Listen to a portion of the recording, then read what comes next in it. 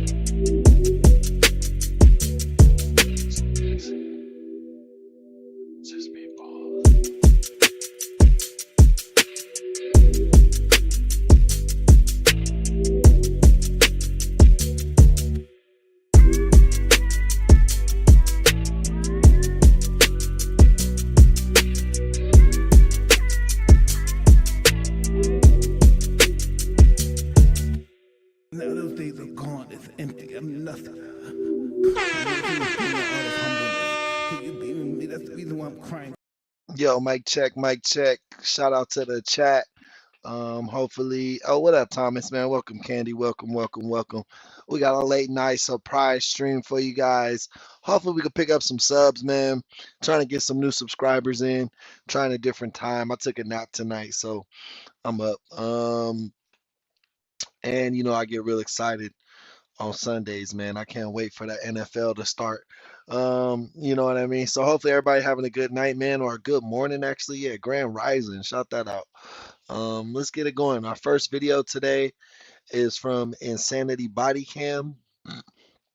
I got heartburn, man. It's just crazy. And it's called The Moment He Realizes Police Found His Wife's Body.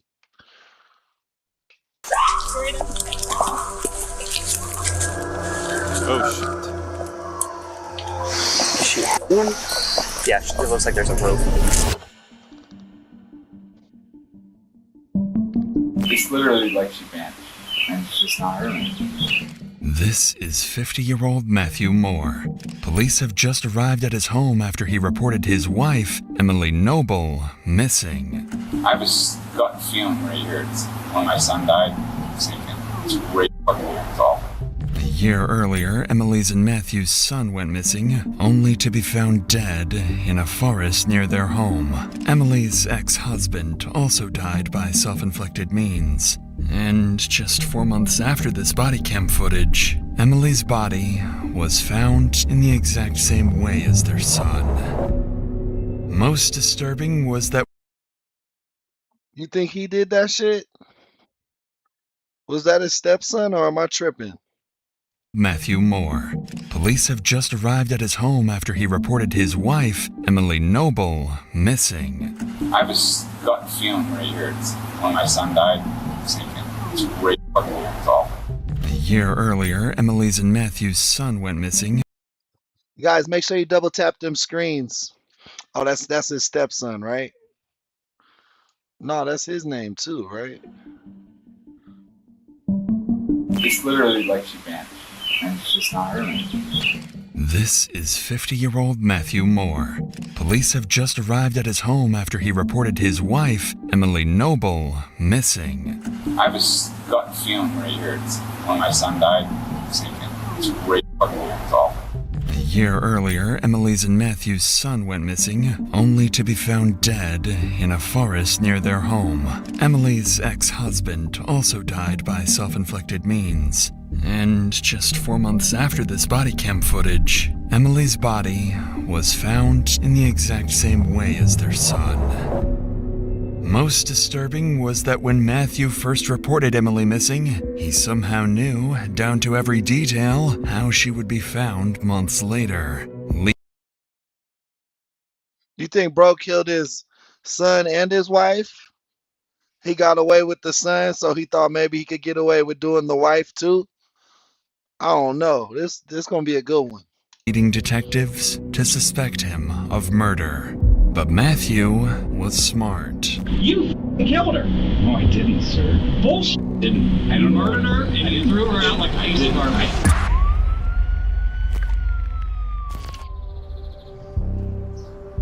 On a Monday afternoon, Westerville police receive a call from a concerned husband reporting his wife missing. This left police immediately worried, as just a year earlier, he reported his son missing, who would turn up dead. When they arrive and start speaking with the man, something about him immediately feels off. Hey, how you doing? My wife's missing. Matt Moore. No, Officer Hollis. She's uncharacteristically missing. Okay. So I have her wallet's here. She carries a wallet, her ID's in it. There's some money. Her phone's here. Car's in the garage. I've been up since 10, probably. 10 a.m. today? Probably. Guessing. When I got up this morning, all I did was look on my phone, find my phone, and it said she was here. I just figured she was in the other room. Eventually I got up, I walked around, she wasn't here. She forages, she goes for walks, and she picks wild edibles. That's kind of her hobby. She goes around here. It's a real short walk, it's 15 minutes the most. A lot of the time I was like, well, maybe she's just out doing that. But so you would know where we could look if we needed to go that way? Yeah, but I mean, yeah, it's public, it's on a bike trail. I mean, I don't know why she would stop there. At this point, Emily Noble has been missing for 7 hours, and although Matthew has an idea of where she might be, he made no effort to search for her himself. His inaction is unusual, and over the next... Yeah, bro, at the very least, even if you thought your wife was doing some shit you didn't want her to do, you know what I mean? Like, that wasn't foraging. Like, let's say you thought she was cheating or hanging out with some females that you didn't like her hanging out with, you know what I mean? Even at that point, you would be driving around, but you're saying you thought she just went for a walk, like that was what you thought she did. You would for sure start driving around trying to, like, figure out what happened to her or, like, you know, where the fuck she went. Next few minutes, more red flags emerge, leading the officer to question Matthew's possible involvement in Emily's disappearance. I have a gut feeling right here. It's when my son died, same thing. It's great fucking here. It's awful. This is so unusual. I'm dying. I'm afraid something happened. This is not normal. Yeah, this isn't her. Has she ever threatened to harm herself? Ever done this before? No. Okay. Is y'all's relationship healthy? She never threatened to leave you or anything like that? No more than any other relationship. All right. So I see that the bed was made. Did you do that or she did that? That is I just noticed that. You're right. I didn't make the bed. She did. That bed was made when I got up today. I didn't make it. So she was, I'm guessing, here this morning. Where was her cell phone? Was it with her wallet? Yes. Over there. Okay. I'm gonna go talk to my supervisor real quick. He's gonna help start circulating the area you told me about. Just give me just a second, and I also want to contact St. Anne's and see maybe if she's over there. Okay? Give me just a second, sir. Thank you. Matthew is already expressing concerns that something bad might have happened to Emily. He compares it to the feeling he had a year earlier, when his son Joey tragically died by self-inflicted means. Joey was found in a local park near their home in Westerville. The officer finds it strange that Matthew is making this connection so quickly, with Emily missing less than a day. Inside the house, Emily's bed is made, suggesting she left the house after waking up. She also left her phone by the bedstand, which seemed unusual. The officer heads out to speak with neighbors, hoping for any leads on Emily's whereabouts. When he returns with encouraging news from a neighbor down the street, Matthew responds with something oddly specific and deeply troubling. Sir? Okay. You don't have to knock. Come on. All right. So we found a little bit of information. We still don't know where she is yet. Your neighbor saw her in the garage between 9 and 10 a.m. this morning. This morning? This morning. 10 in the morning. Yeah, around 9, 10 Awesome. o'clock. Can you show me her vehicle? Or is it better to go inside or just... He seemed a little upset that the neighbor saw her at all. You know what I mean? It seemed like that kind of threw him off right there. Like, fuck, I didn't think nobody saw us. He did something to her, bro. This way. Let's go this way. Put your keys in the car.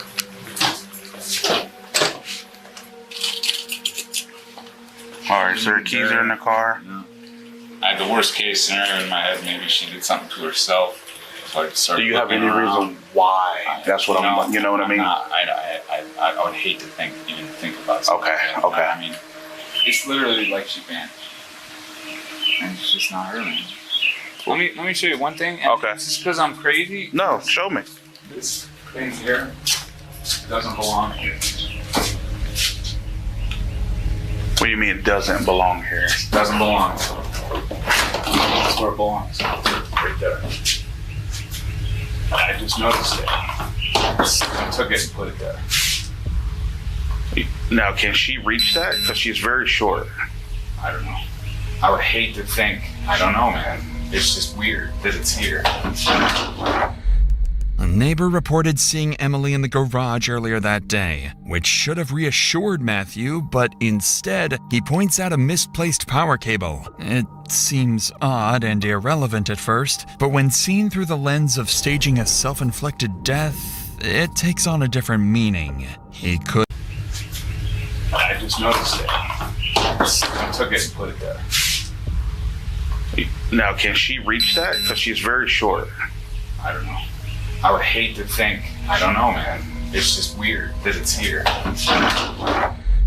A neighbor reported seeing Emily in the garage earlier that day, which should have reassured Matthew, but instead, he points out a misplaced power cable. It seems odd and irrelevant at first, but when seen through the lens of staging a self-inflicted death, it takes on a different meaning. He could deliberately be highlighting an object that might plausibly explain Emily's disappearance, while letting the officer draw the conclusion on his own. What troubles him more, however, is how certain Matthew already seems about her fate. With no evidence to back that claim, his certainty only makes...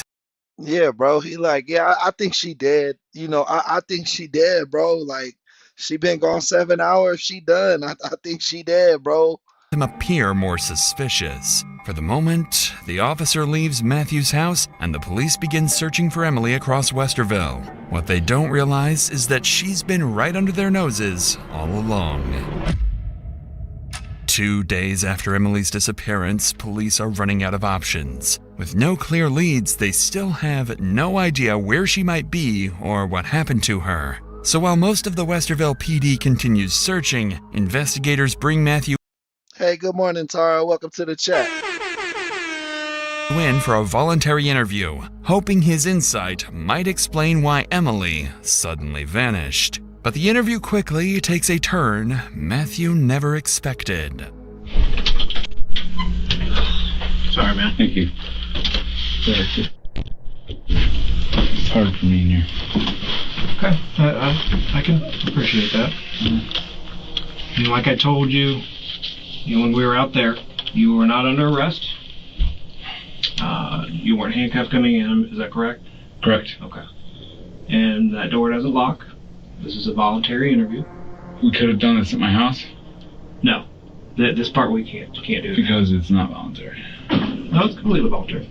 And I could leave if I want to. Yeah.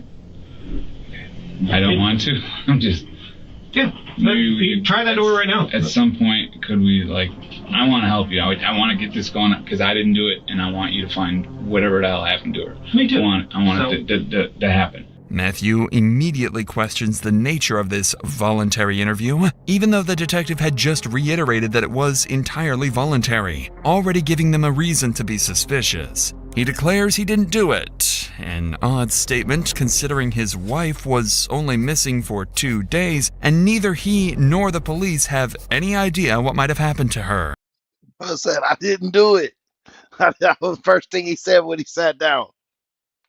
With the formalities over, a second detective steps in. For Matthew, the questioning is about to get much tougher, and it wasn't long before he started contradicting himself. Does she always have her phone with her? She always has her phone with her, and the only time she doesn't, and I'd said this when the first guy that came over, she goes out for these forage things, and she does this route, and he was like, does she ever go out at night, by herself? And I'm like, no, but she does. Between 11 and 3, what were you doing? Were you just laying there on the couch? 11 in the morning till 3 in the afternoon, it was lying in my son's room. Okay. Yeah. You didn't notice she was gone? Or? Yeah, absolutely. Okay. Her sister made a group text. It was at 3:45. Mm-hmm. She says she responded to it. At 3:45 p.m. on Monday? Yes. Let me think. I'm getting it screwed up. No, it was 8:45 in the morning. That's what it was. It's 8, so while I'm sleeping. She said she sent a group text at 8:45 that morning? To her and I, and from that you can tell whether someone views it. And she said that we both viewed it at some point. So to me, she was there at 8:45. Emily was there. And the guy across the street, John, said that he saw her at 10 or 10:30 or whatever. No, that's incorrect. John has since backtracked. Okay. All right. So that makes it look bad for me. It just makes it gray. We're not going to put. You guys want to look at any of my body? You want to look at anything at all? I'm here. Well, let's just talk. And I hope you guys know that I love my wife and I would never hurt her. Matthew gives conflicting answers about whether Emily might have gone out overnight, something detectives quickly pick up on. But when they later reviewed body cam footage from 2 days earlier, they noticed a flashlight sitting on top of the box where the misplaced power cable had been. This suggested one of two things. Either Matthew was being completely honest, or he had been extremely meticulous in his involvement with her disappearance. He claims Emily was still at the house around 8:45 a.m., pointing to a text she viewed from her sister and citing a neighbor who claimed to have seen her at that time. But that neighbor had already retracted his statement. Basically, I don't know what the flashlight will have to do with it. But bro, you said you didn't wake up till 10, so how would you have known that anybody read anything in that thread? Admitting that he may have been mistaken about the day, stripping away one of the only details backing up Matthew's story. And it's here that he begins making disturbingly specific assumptions about what might have happened to Emily. You guys got married 2 years ago? We got married August 28th, 2018. Gotcha. Easy one to remember, right? 8/28/18. And I had a son.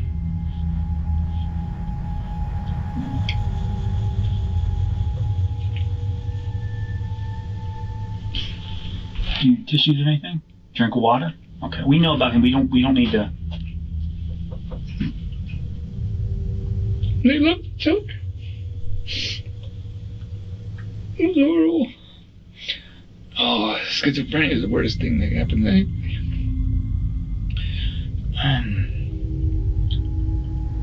I don't know where to go now. What do you want to know? So scale of 1 to 10, relationship with her. What would you rate it? It would fluctuate, but we were on since 6 months. It was an 8. I did not hurt my wife. I did not hurt my wife.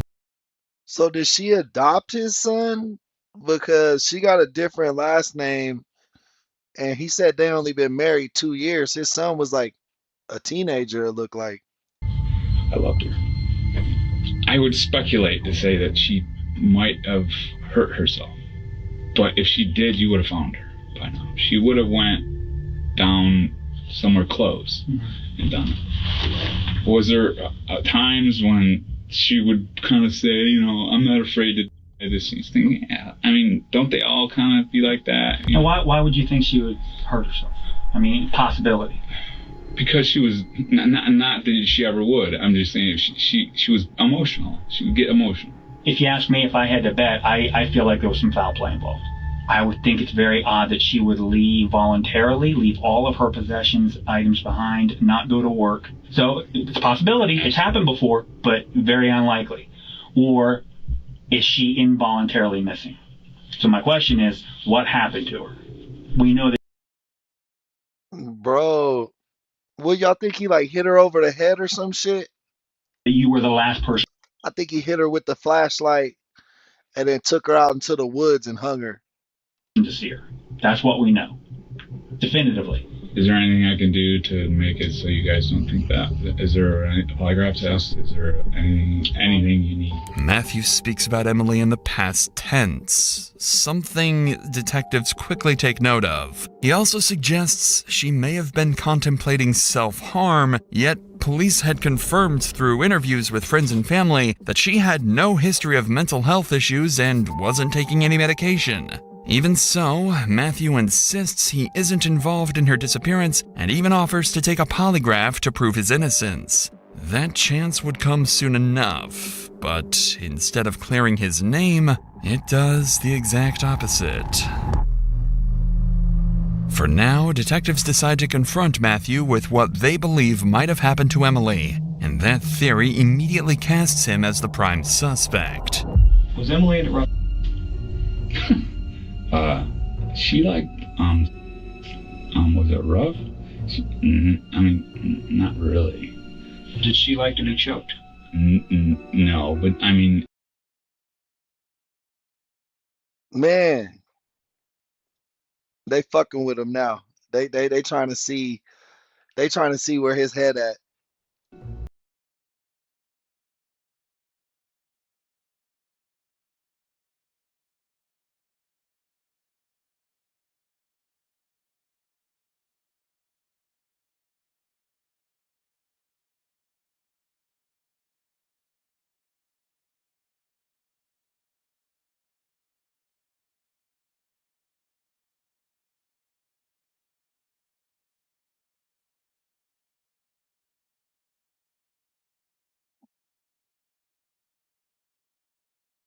Is that a job interview?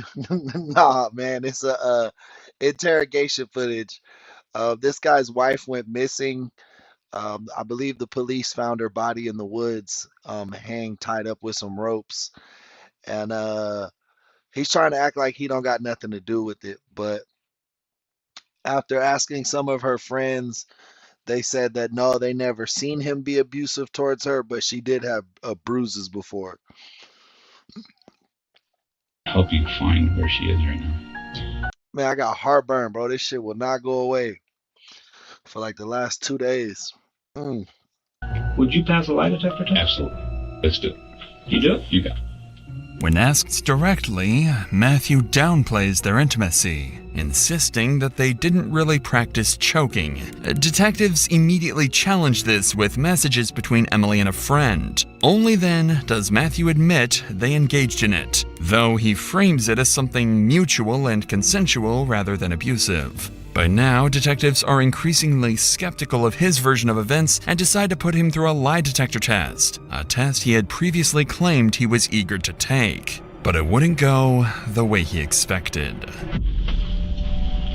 Bro think he like some CIA agent or something in his head. He think he could pass this lie detector. Earlier, he was like, "Give me the polygraph." Now he looking nervous a little bit. He don't want to take this shit. All right, Matthew. Yes, sir. As I said, there are no tricks. I have not lied to you since I first went up to your house yesterday. I'm not going to start now. Now, when I ask you the questions, I just want you to answer yes or no. Is your name Matthew Moore? Yes. Are the lights on in this room? Yes. Do you know where Emily is? Bro, can they do it on a computer right now, or are they bullshitting? I thought the polygraph was like a whole machine, bro. He got one microphone hooked up to him. No. Is this the month of May? Yes. Did you kill Emily? No. Are we in the city of Westerville? Yes. How do you think it went? Did you comfy with it? Yeah. Does it make sense and everything like that? I said maybe no. So something that was a little awkward. Okay. The CVSA test has now concluded, and detectives escort Matthew out of the room so that. Yeah, bro. Like, what up, Jason? Welcome to the chat. I don't even see nothing on this screen, bro. It's just smacking the space button. Like, hold up. I can't. Nah, that's zoomed in as we gonna get. It looked like he just looking at his files, bro. City of Westerville. Yes. How do you think it went?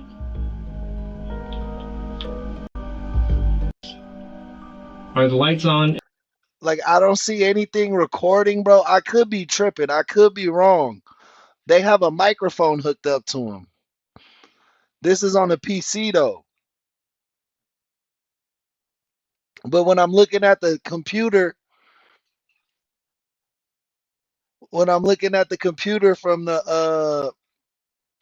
from the guy, it just looks like his file explorer is open, like folders and shit right here.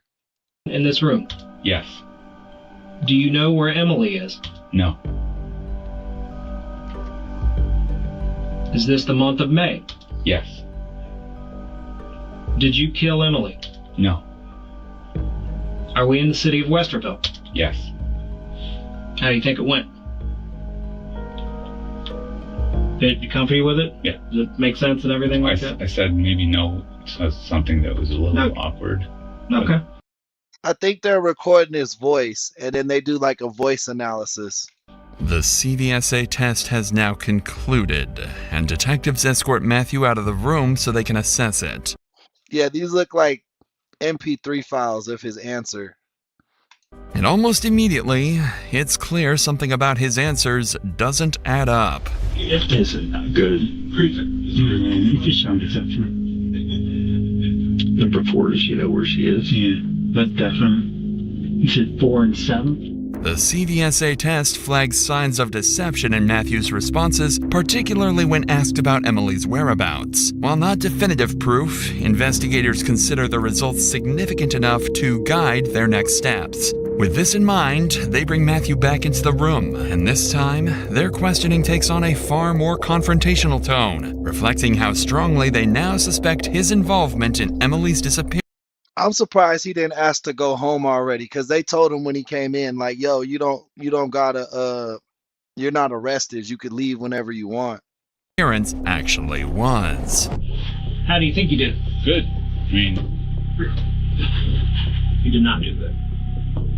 This one that you picked out? how can this be? I'm just pointing it to you. Do you want me to take another test? Do you want me to do it again? No. I mean, I am extremely nervous. What do you think happened to Emily? She would say that if she was going to do it, she would do it where she would be easily found, and she wouldn't want to cause any problems. You said she hasn't been easily found. Is it plausible that she didn't kill herself? I don't know what to tell you. I think I wish there was something I could tell you. I love my wife. I want my wife to come home. She's dead at this point. She's Well, realistically, she's dead. She's not going to float down the clouds. You found her body. No. This is very odd. Now I'm suspicious of what's going on now. What am I doing? Is this still a consensual thing? Yes, absolutely. Can I leave? Yes. You can do whatever you want. I have to leave. And you understand how this looks. I didn't do anything. You understand how this looks back. Can I ask you one question? You can word it how you want, but her text messages about your relationship and your marriage were bad. I guess I'm really super positive, and you know what I mean. Try to focus on. though, man. Okay, then I don't really. Wait, if someone asks you a question, you still answer it honestly. Especially in a very important situation like this. Any human being. I answered it wrong. Because you're not trying to find your wife right now. Yes, I am. You don't lie to the cops. Any inconsistencies? You lied. I didn't lie. You didn't lie to Officer Hollis. You didn't lie to us. I haven't lied to anybody. If I said something, I misrepresented something. I wasn't an intentional misrepresentation is a f***ing lie. I didn't. That is a lie. There's truth or lies. That's all there is. There's no misrepresentation, misunderstanding. That's for you f***ing killed her. No, I didn't, sir. Bull. I didn't. Yo, Nicole, welcome to the chat. We love when the members show up, so thanks for doing so. You killed her, and it was an accident, and we need to get this resolved today. It didn't happen. It did happen. I would tell you. She's dead. Where is she? What are you talking about? That's why people are saying they have seen her. People are full of shit. Her phone says you're full of shit. I have to go. That thing's full. You understand how this looks, though, to everyone. You guys, yes. I didn't do anything to my wife. You murdered her and you threw her out like a piece of garbage. I didn't. Well, then tell me where she is. I don't know. Fix it right now. I didn't. I don't know why this is happening. Is this your? That's fine. Okay. Can I get my phone back? No. I'm gonna cover that. Westerville police didn't have evidence to hold Matthew, so he was released. But they continued to watch him closely. Inconsistencies in his story, his repeated references to Emily in the past tense, and the CVSA results all made investigators increasingly uneasy. A full-scale search was launched. Bro told you where his wife was. I guarantee you he killed her in that forest he said she probably got lost in. He was like, she goes foraging and eats wild edibles in this forest. That's where he killed her, bro. Officers canvassed the neighborhood, local parks Emily frequented, nearby bike paths, and the wooded areas, including the park where Matthew's son had been found a year earlier, but they came up empty, and Emily's whereabouts remained unknown. That changed 4 months later when a group of women walking in a Westerville park near the couple's home discovered a body. The group of women immediately called 911 and officers rushed to the scene. They knew the dead body could be the very person they had been searching for over the past several months. What they didn't expect was that the body... Yeah, that lady was tiny, 5 foot, 100 pounds. Body would be discovered exactly as Matthew had described months earlier. So you heard this call, right? Yep, 1018. Person. Yep. Grab their phones for right now. You guys take pictures or anything? Alright, grab. One arm rested by her side near a black water bottle containing a... That's a water bottle. Water bottle, maybe? Rested by her side near a black water bottle containing a peach-colored alcoholic beverage. Nearby lay a wedding band and an engagement ring. Somehow, officers had missed the dead body despite searching for Emily extensively over the past 4 months. The coroner's examination confirmed. That's crazy. They had been searching that area. They had been searching that area previously, and the cops couldn't find her, bro. They was not really looking that hard. That the body was indeed Emily. Astonishingly, Matthew had predicted almost every single detail of how she would be discovered. Close to home, by apparent self-inflicted means, and even using a cord similar to the one he had mentioned months earlier. By this point, the eerie accuracy of Matthew's statements had become too much for the Westerville police to ignore. The next morning, he was indicted on 2 counts of murder and 1 count of felonious assault in connection with Emily Noble's death. Officers went to his house to take him into custody. On your head! During that time, investigators built their case, convinced he murdered his wife, 52-year-old Emily Noble, and staged her death to look self-inflicted. Prosecutors pointed to his behavior after she went missing, like not joining volunteer searches, as evidence he knew she was already dead. They also stressed his past tense references to Emily in interviews and the CVSA tests that suggested deception, though those results were not admitted in court. The defense countered that the case was built on speculation. There were no eyewitnesses. Low-key, this whole shit is built on speculation. Works. Welcome to the gang, man. Appreciate the subscription. We're on the road to 10,000 guys. So every subscription really helps out. Um, appreciate you. We're approaching 5,400 now, so let's keep grinding. But yeah, bro, their whole case is speculation. They don't have a murder weapon. They didn't find the body quick enough. He might get off. No I think he did the shit, but he might get off. DNA linking Moore to the scene and self-inflicted death was a real possibility. Emily's first husband had died the same way, and Moore's teenage son had also taken his own life the year earlier. They also pointed out investigative errors, mishandled evidence, and Moore's cooperation with police. Expert testimony proved conflicting. A forensic anthropologist noted fractures consistent with strangulation or a staged scene, while the coroner ruled the death a homicide.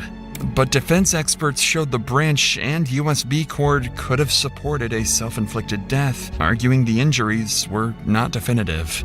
In closing arguments, prosecutors emphasized circumstantial evidence and timeline issues, while the defense urged jurors to focus on reasonable doubt. After less than 3 hours of deliberation, the jury acquitted Matthew Moore on all counts. I thought he was gonna walk, bro. I thought he was gonna walk. Bro, literally, why does everyone around this guy unalive themselves? Like, yeah, that's crazy. I had a feeling he was gonna walk though. Broke down in tears as the verdict was read, and the judge reminded the court that convicting the wrong person would never serve true justice. There's no. Bro, that was a crazy case. Bro got off. I think he might have did that shit too. I mean, but we can't say that because he beat the case. So they acquitted him. That wasn't a hung jury. That was acquitted. They can't even retry him. Even if he said he did that shit, they couldn't retry him. That's wild. But give me a few minutes. I'm gonna stop the stream. I'll restart the stream. Make sure you guys subscribe if you haven't already.